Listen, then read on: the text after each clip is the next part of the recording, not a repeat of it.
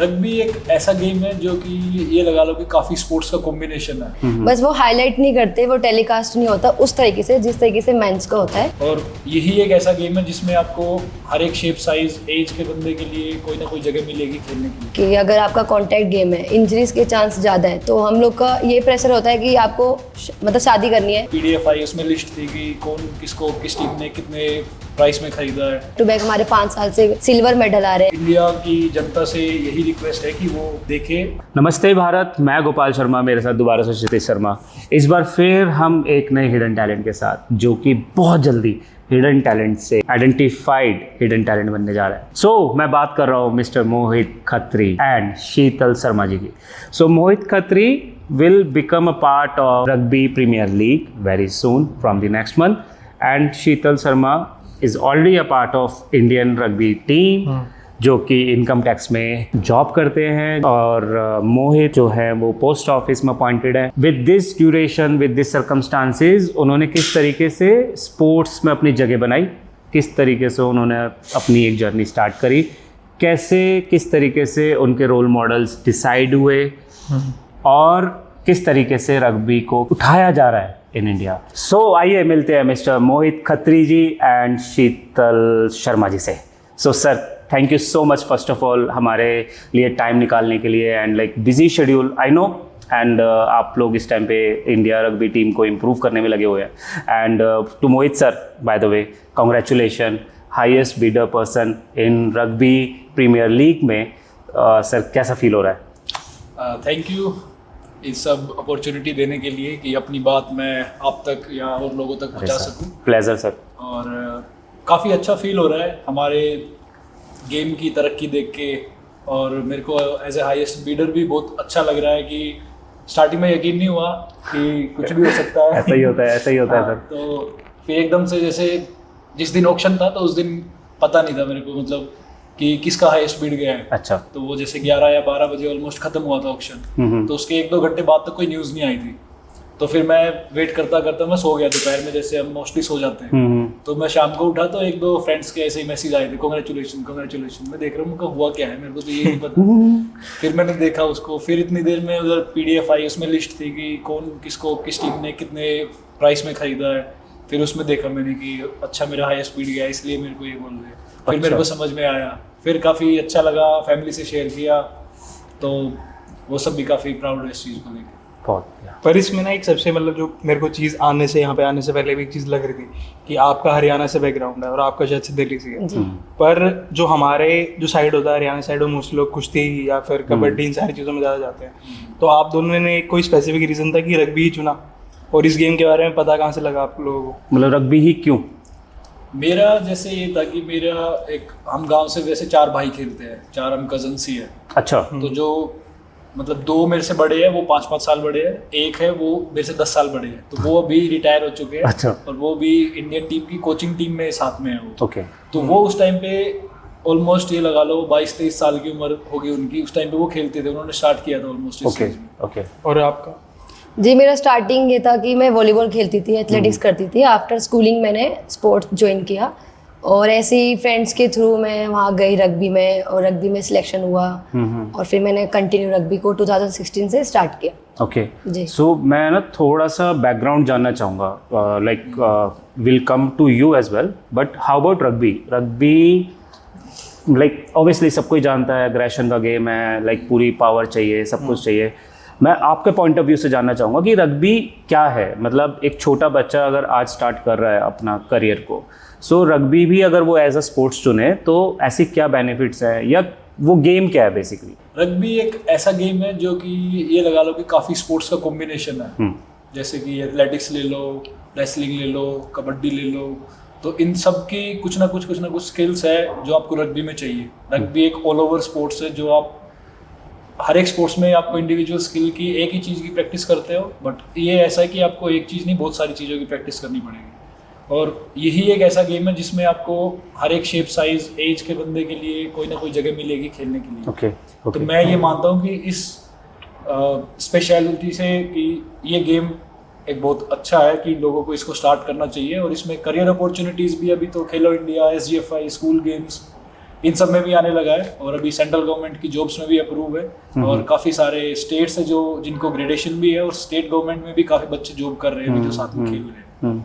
तो इसमें अगर मतलब सपोज कोई बच्चा आ रहा तो स्टार्ट करे कहाँ से? एक स्टार्टिंग पॉइंट तो होगा। स्टार्टिंग पॉइंट स्कूल से भी कर सकता है, जैसे अगर वो पेरेंट्स या बच्चे पे डिपेंड करता है कि उसको अर्ली एज से स्टार्ट कराना है, तो उसको भी मतलब ऐसा नहीं है कि कोई पर्टिकुलर एज ही है स्टार्ट करने के लिए। अगर आप स्कूल लाइफ से भी चाहो तो बच्चे को स्टार्ट करा सकते हो।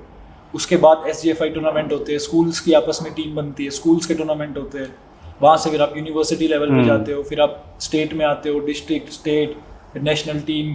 क्लब कल्चर भी बहुत अच्छा है इस गेम का, वहीं से रग्बी स्टार्ट हुआ था। मैंने ज़्यादातर जितने भी रग्बी के गेम्स देखे वो मेंस के बहुत ज़्यादा देखे इंडिया साइड पे भी, नॉट इन कि लाइक टेलीकास्ट होता है उसका, बट वुमेन्स रग्बी का कैसा रोल चल रहा है अभी इस ड्यूरेशन में, कि क्या माहौल चल रहा है? अगर आप इंडिया लेवल की बात करोगे तो ऐसा नहीं है कि सिर्फ मेंस खेल रहे हैं, अभी वुमेन्स मेंस से बेटर है। Okay. और जो उनका परफॉर्मेंस है, रिजल्ट है, वो मेंस से ज़्यादा है। बस वो हाईलाइट नहीं करते, वो टेलीकास्ट नहीं होता उस तरीके से जिस तरीके से मेंस का होता है। बट अगर आप रैंकिंग की बात करोगे, पोजीशन की वाइज मतलब ऐसे बात करोगे, और बैक टू बैक हमारे 5 साल से सिल्वर मेडल आ रहे हैं, Okay.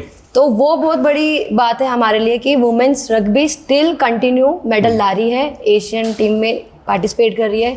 एशियन गेम जैसे है तो एशियन गेम में भी वुमेन्स पार्टिसिपेट कर रही है, और काफ़ी ऐसे लेवल है ग्रास रूट से, स्टेट टीम से, नेशनल टीम से, जहाँ पर वुमेन्स कंटिन्यू पार्टिसिपेट कर रही है। तो ये बस कहने वाली बात है कि मेन से मतलब मेन से कम वुमेन्स खेल रही है, बस ये देखने का एक नजरिया है, पॉइंट ऑफ व्यू है, वो बेसिकली हाईलाइट नहीं हो रहा सामने, तो इस जी। वजह से दिख भी नहीं रहा। जी क्योंकि अभी लाइक प्रीमियर लीग भी आप लाइक सेलेक्ट हुए हैं, तो वो मेंस स्पेसिफिक फॉर मेंस हुआ है अभी, am I right? मतलब Yes, ऐसा ही हुआ जी। है। तो वही चीज मैं लाइक उसी पॉइंट ऑफ व्यू से पूछ रहा था कि वो स्टार्टिंग है, तो एक एग्जाम्पल के तौर पे हमें एक दिखाना पड़ता है कि किस तरीके से वो सक्सेस होगा या क्या नहीं होगा।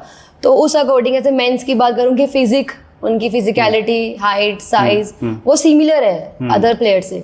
वुमेन्स कैटेगरी में क्या है, थोड़ा सा ऊपर नीचे है, तो वो अगर हम बहुत लंबा ड्यूरेशन देखकर चलेंगे तो उसमें थोड़ा टाइम लगता है। Okay. तो इसलिए फर्स्ट सेशन है, तो उसी अकॉर्डिंग हमने मेंस का स्टार्ट किया है। तो एक जैसे कि वुमेन टीम की अगर बात करें तो ये जितने भी प्लेयर्स हैं उनके लिए सबसे बड़ा एक कोई स्ट्रगल फैक्टर है कि मतलब ये सबसे ज़्यादा सिर्फ स्पेसिफिकली वुमेन्स को ही आता है? और रग्बी में जी सबसे बड़ा सेक्रीफाइस ये होता है कि फैमिली बहुत कम लोग को सपोर्ट करती है, कि अगर आपका कॉन्टैक्ट गेम है, इंजरीज के चांस ज़्यादा है, तो हम लोग का ये प्रेशर होता है कि आपको मतलब शादी करनी है, आपको घर देखना है, तो क्या पता इस चक्कर में आपके रिश्ते ना आए। काफ़ी चीज़ें हम लोग को फ्यूचर प्लान करना पड़ता है। तो पेरेंट्स का ये रोल होता है कि आप वैसा गेम चुनो या गेम ही मत करो, क्योंकि आपको घर देखना है, आप कितना भी पढ़ लिख लो, कितना भी कुछ कर लो, पर लास्ट एट द एंड आपको घर पे देखना है। तो वो एक बैरियर है। बाकी फैमिली जितने भी मेंबर्स हैं, रास्ते में जो भी हमें ऑब्स्टेकल्स मिलते हैं, हमारे बिल्डिंग के लोग कि ये सुबह उठ के कहाँ जा रहे हैं, क्यों जा रहे हैं, ऐसे छोटे कपड़े क्यों पहन रहे हैं, क्यों इनका ऐसे टाइमिंग ऊपर नीचे हो रहा है, ये सब बैरियर्स है। बट मुझे नहीं लगता कि ये सारी चीज़ें अब इस टाइम पे कोई इंपॉर्टेंस रखती है, क्योंकि मेंस और वुमेन्स इक्वल है। ऑब्वियसली यस, तो ऐसा कुछ नहीं, और लोगों को पता चल रहा है कि वुमेन कितने आगे जा रही है और कितने किस तरीके से खेल रही है। तो ये ऑब्स्टेकल्स पहले आते थे, अब ये है कि फैमिली का सपोर्ट हो रहा है, और मेनली फाइनेंशियल बैरियर्स आते हैं, क्योंकि कमाने के लिए जैसे घर पे सही बात है, भाई होते हैं, पापा होते हैं, फीमेल्स को इतना काम करने नहीं दिया जाता है। बट टाइम टू टाइम ये सारी चीज़ें ओवरकम हो जाती है, ओवरकम हो रही है। जी okay okay. So basically like as you just mention कि इंजरीज इसके अंदर एक काइंड ऑफ बैरियर है। I think it's more similar than like men's के लिए भी सेम ही कंसर्न होगा। सो किस टाइप की इंजरीज आपको फील करने को मिलती हैं ड्यूरेशन द गेम, या मैं बोल सकता हूँ कि कैसे लोग उसमें ओवरकम कर रहे हैं, कितना क्या उसमें एक्सपेंसेस लग रहा है, गवर्नमेंट सपोर्ट क्या है, मतलब आपको पॉइंट ऑफ व्यू? इंजरी मैं कहूँगा एक एथलीट की लाइफ में एक टीचर की तरह है, क्योंकि जब एक मेजर इंजरी किसी भी एथलीट को होती है तो वो उसको बहुत सी चीज़ें सिखा के जाती है कि आपको, क्योंकि सबसे मेन चीज़ है कि जब आप मेन टीम में डिज़र्व करते हो खेलना, और किसी इंजरी के कारण अगर आप बाहर बेंच पे बैठ के दूसरों को खेलते हुए अपनी जगह देख रहे हो, तो वो आपके लिए बहुत ही डिस्टर्बिंग होता है। Correct. मैं यहाँ पे खेल रहा होता, ये इंजरी हो गई, नहीं तो ऐसा होता, नहीं तो वैसा होता। तो मेजर इंजरी हमारे गेम में जैसे एंकल है, नी है, और बैक रिलेटेड है, और मोस्टली जो होती है वो इम्पैक्ट रिलेटेड होती है, क्योंकि ये कॉन्टैक्ट गेम है। तो जैसे शोल्डर वगैरह या डेड लेग हो जाना, डेड लेग जब भी कोई हार्ड इम्पैक्ट पड़ता है आपकी मसल पे, तो कुछ टाइम के लिए वो मसल डेड हो जाती है। ओके। आपको पता नहीं रहता कि मसल है नहीं है, तो वो थोड़े टाइम के बाद धीरे धीरे वापस ठीक होना स्टार्ट होती है। तो ये एक सबसे मेजर इंजरी है जो हमारे गेम में होती है। ओके। इसके अलावा फिर नी का है, एंकल का है, ACL वगैरह, अब तो बहुत सी सारी चीज़ें आ गई है। सो सबसे ज़्यादा जो इंजरीज पाई जा रही है, मतलब लोगों को हो रही है, वो ड्यूरेशन द गेम हो रही हैं या प्रैक्टिस में ही वो लोग इंजरीज ले लेके नेशनल्स खेलने आ रहे हैं, मैचेस खेलने आ रहे हैं, मतलब लेवल क्या है वो इंजरी होने का? मेनली तो जैसे अगर हम प्रैक्टिस सेशन की बात करेंगे तो जितने भी हम एथलीट इंजरी जिनको हुई है वो ड्यूरिंग ट्रेनिंग हुई है। अच्छा। मैच में आपको इतना रेशियो नहीं दिखेगा इंजरी का जितना आपको ट्रेनिंग पे दिखेगा। मे बी हम लोग का जो सरफेस होता है ट्रेनिंग सरफेस, उसमें या लैक ऑफ जो हमारी ट्रेनिंग है उस पे, या हम अवेयर नहीं है, या हमने वार्म अप नहीं किया, हम डायरेक्ट चले गए, तो उन सब चीज़ों की वजह से इंजरी के कारण है कि हमें ट्रेनिंग पे ये इंजरीज ज़्यादा दिख रही है। ठीक है, मेरे पास ना एक एग्जांपल भी है इंजरी का, मैंने खुद फेस किया है वो। उसकी वजह से मैं ऑलमोस्ट ये लगा लो 7-8 महीने गेम से बाहर था।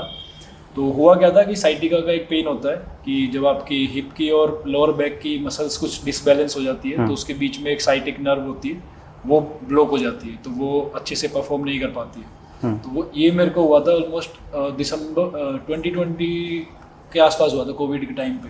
तो उस टाइम पे मैं एक जिम में एज अ ट्रेनर काम करता था। तो शेड्यूल मेरा ये होता था कि सुबह उठ के 6 बजे जाना है, ट्रेनिंग करानी है, वापस आना है। तो सुबह जब मैं उठता था तो ऐसा फील होता था कि मेरे से उठा नहीं जा रहा है। एक पैर में फील नहीं कर पा रहा था कि मैं उठूँ कैसे, और मैं अगर उठ गया तो मेरे को जाके क्लास लेनी है, मैं वो कैसे कर पाऊंगा या नहीं कर पाऊंगा। फिर ऐसे ही इसी फेज के दौरान मेरे को एक टूर्नामेंट मिला था खेलने को। उसके लिए मैं दुबई गया था, जो हमारे इंडिया टीम के लिए कोच आए थे साउथ अफ्रीका से, तो वो उनका क्लब था, उन्होंने वहाँ पे हमको इन्वाइट किया था अपने क्लब से खेलने के लिए। तो वो मेरे लिए काफ़ी बड़ी अपॉर्चुनिटी थी, बट उसको मैं छोड़ना नहीं चाहता था इंजरी की वजह से। तो उसी इंजरी में मैं गया वहाँ पे कि चलो देखते हैं कहाँ तक जाती है चीज़ें।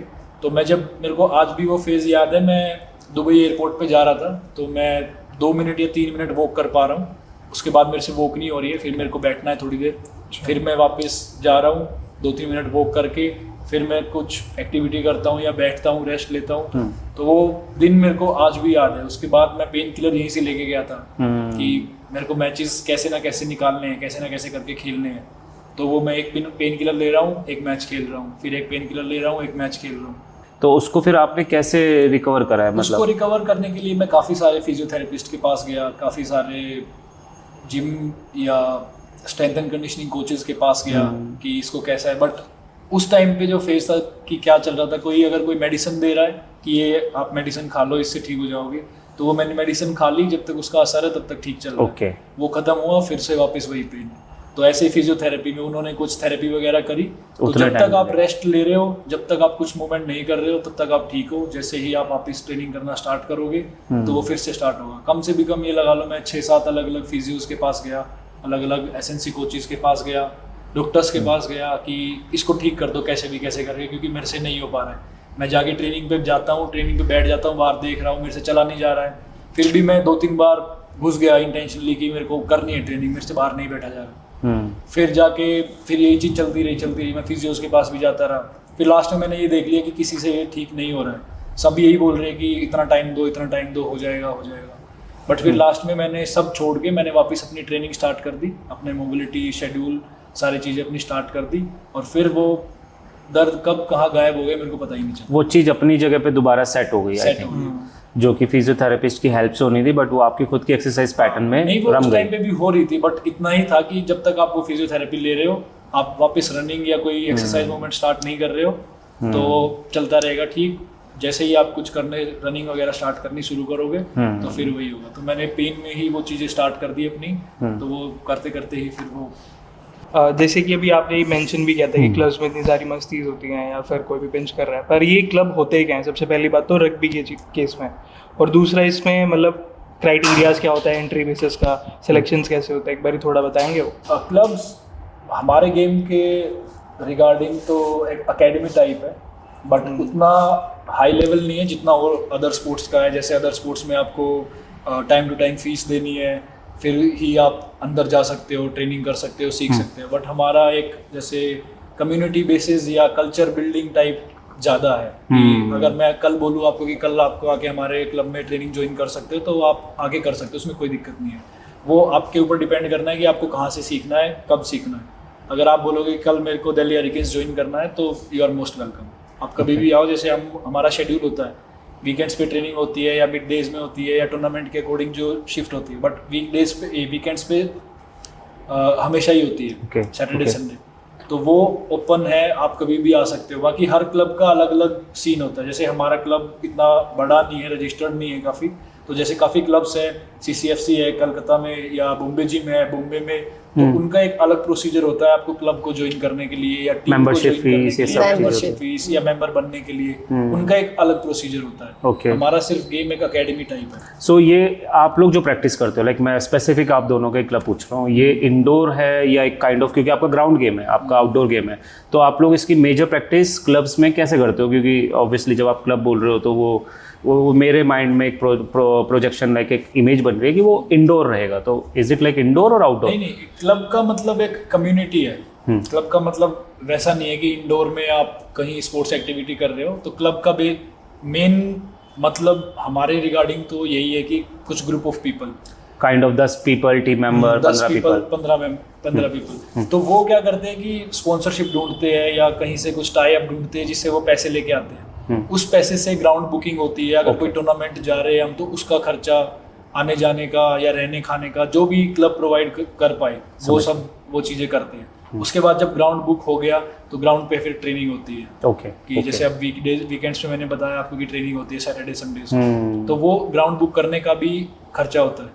पर आवर का ऑलमोस्ट 4,000 रुपये हमारा क्लब देता है, और वो रेगुलरली ये लगा लो 2004 से लेकर अभी तक हम रेगुलरली ट्रेनिंग कर रहे हैं वीकेंड्स पे और कभी कभी ज़्यादा कम ज़्यादा हो जाती है।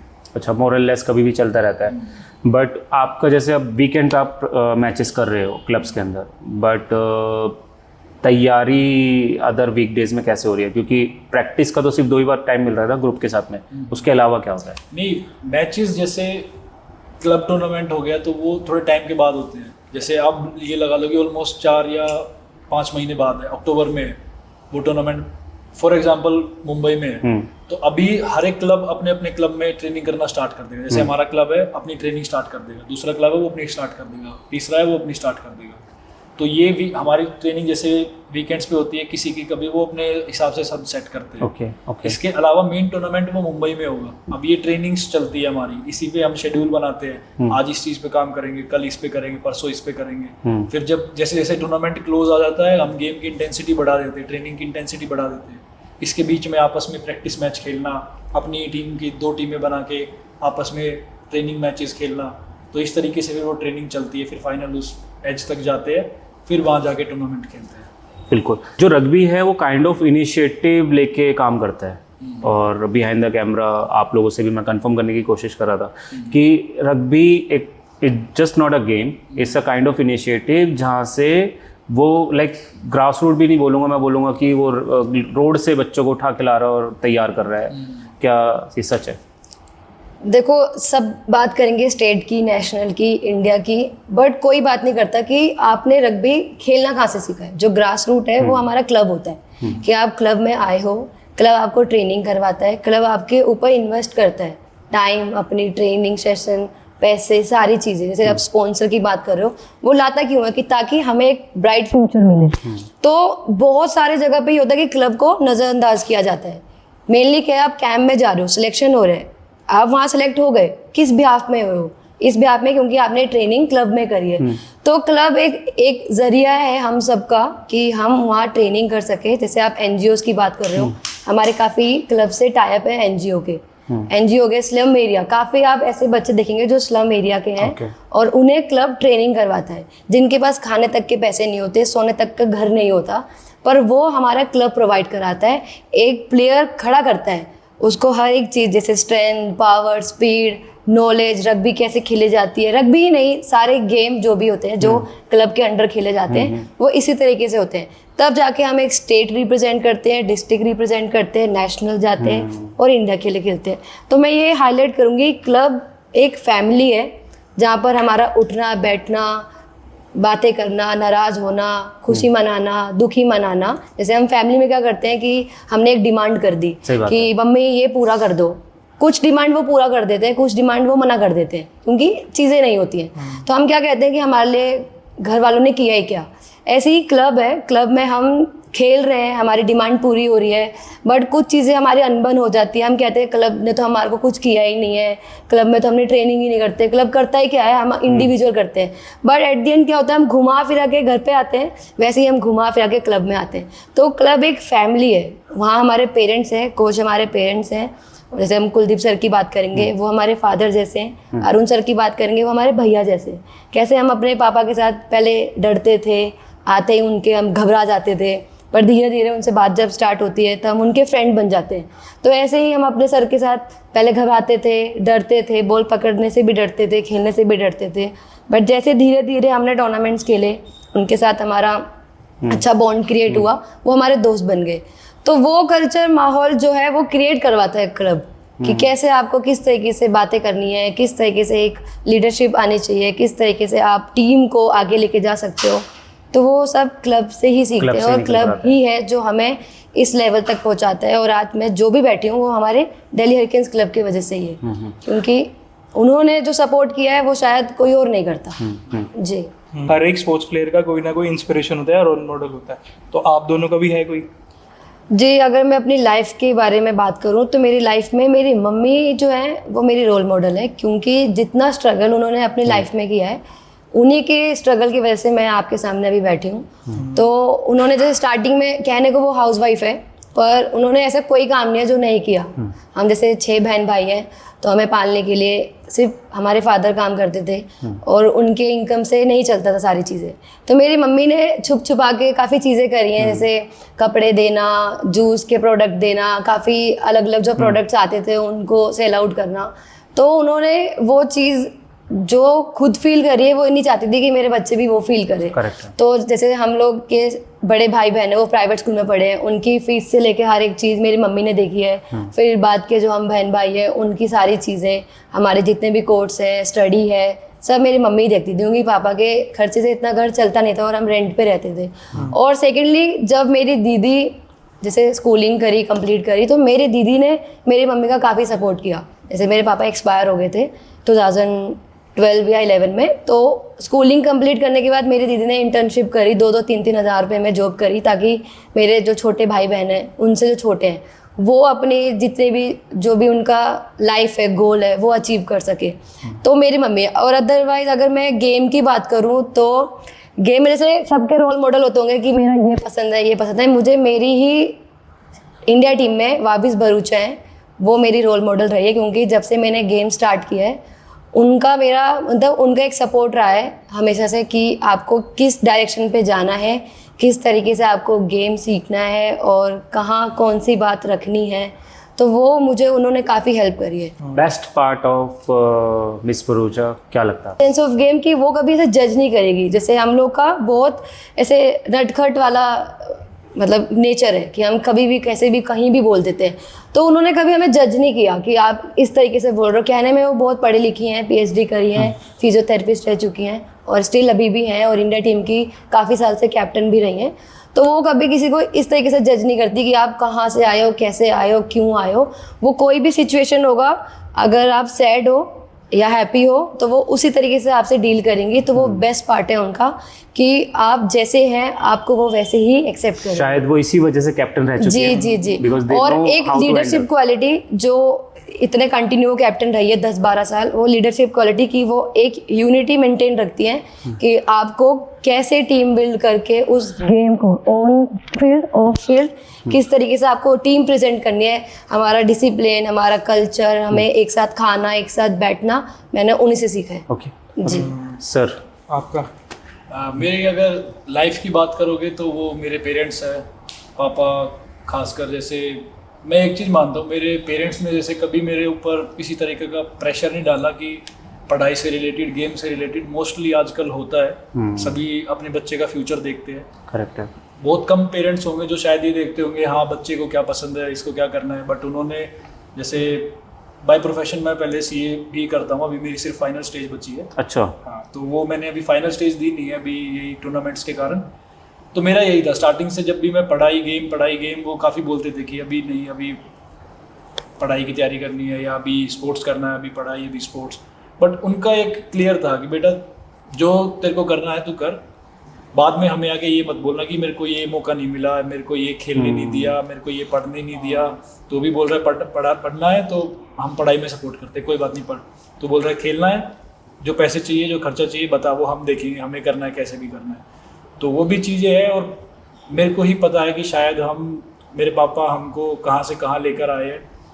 हम जब हुए थे, हम पैदा हुए इस दुनिया में आए थे, तब हमारी कंडीशन, फाइनेंशियल कंडीशन, सारी चीज़ें कैसी थी, और उसके बाद उन्होंने कैसे कैसे चीज़ें बनाई है, घर बनाया है, कमाया है, और हमको आज इस मुकाम पे लाया है कि हम यहाँ पे बैठे हैं। तो वो मेरी लाइफ के लिए मेरे सबसे बड़े रोल मॉडल तो वही है। और अगर आप बात करो गेम के रिगार्डिंग, तो वो मेरे बड़े भाई है विकास खत्री, तो वो मेरे गेम लाइफ के रोल मॉडल है। क्योंकि उन्होंने ही ये गेम एक तरीके से सिखाया है, हमको लेके आए हैं इस गेम में, बताया है खेलने का तरीका। उन्हीं से ही जैसे अब गेम के साथ साथ ही जिंदगी में बहुत सारी चीज़ें सीखी है, डिसिप्लिन, पंचुअलिटी, जीने का तरीका, खाने पीने का तरीका, रहन सहन, कपड़े पहनने, तो मतलब बहुत सारी चीज़ें जुड़ जाती है उन्हीं के साथ। काइंड ऑफ आपकी लाइफस्टाइल को चेंज पूरा करने में उनका बहुत बड़ा हाथ है। बहुत बड़ा हाथ है। सो सर, इस माहौल में मुझे एक जस्ट चीज़ जो हर बार एक हाईलाइट करता है कि एक एथलीट वो इतने सर्कमस्टांसिस में होता है, उसके सराउंडिंग्स इतनी चीज़ें हो रही होती है, उसका प्रेजेंस ऑफ माइंड, उसकी मेंटालिटी बेसिकली कितने प्रेशर में होती है या कितने कूल रहता है वो एक काइंड ऑफ आपसे ज़्यादा बेटर अभी कोई नहीं जान सकता, क्योंकि आप still you are an athlete और अपकमिंग डेज में एक लीग को रिप्रेजेंट करने जा रहे हो। तो आपके हिसाब से क्या है एक ओपिनियन? मेरे हिसाब से जिस बंदे के साथ एथलीट शब्द जुड़ गया तो वो ऑटोमेटिकली एक जुगाड़ी आदमी है। वो जुगाड़ किसी ना किसी चीज़ में कैसे ना कैसे ढूंढ लेगा अपने आप से। तो मेन यही है, प्रेशर होते हैं, बहुत सारे होते हैं, बट जैसे जैसे लाइफ आगे चलती रहती है, वो उस प्रेशर से डील करना, उससे सीखना, और फिर उस प्रेशर को कम करके अपना गेम पे, अपनी लाइफ पे फोकस करना, वो एक एथलीट सीख जाता है। तो जब एक एथलीट एक मैच्योर लेवल पे पहुंच जाता है या खेलते खेलते काफ़ी टाइम हो जाता है, तो वो उस चीज़ को कंट्रोल करना सीख जाता है। बट उसके अलावा उस स्ट्रगल फेज बोल लो या वो चैलेंजिंग फेज बोल लो, उसमें वो काफ़ी चीज़ें चलती है कि अब मेरे को ट्रेनिंग करनी है बट मेरे पास टाइम नहीं है, मेरे को पढ़ना भी है, मेरे को घर वालों का काम भी करना है, मेरे को वहाँ भी जाना है, मेरे को ये भी करना है, मेरे को ये भी खाना है, मेरे को वो भी करना है। उन सारी चीज़ों को कंट्रोल करके एथलीट के माइंड में क्या चल रहा होता है वो एक एथलीट ही जानता है। तो ये तो लाइक प्लेयर्स का स्ट्रगल हो गया, बट अभी पेरेंट्स स्ट्रगल की भी बात करते हैं, अदर फेज की बात करते हैं। अभी स्पोर्ट्स पर्सन तो निकल गया अपनी एक जर्नी पे, बट पेरेंट्स जो पीछे खड़े होके उनके मेंटल प्रेशर ये होता है कि लड़का स्पोर्ट्स में तो जा रहा है पर जीतेंगे वो 4 ही लोग। हाउ अबाउट अदर पीपल, उनकी एजुकेशन? ऑब्वियसली अगर मैं एक स्पोर्ट्स में हूँ तो मुझे अपना 80% टाइम स्पोर्ट्स में देना होता है, या 60-70% भी दे रहा हूँ तो भी मैं अचीवमेंट के दौर पे हूँ। तो इस फेज़ में उसके एजुकेशन पे इम्पैक्ट पड़ता है, जो कि पेरेंट्स के बिहाफ पे बात कर रहा हूँ मैं।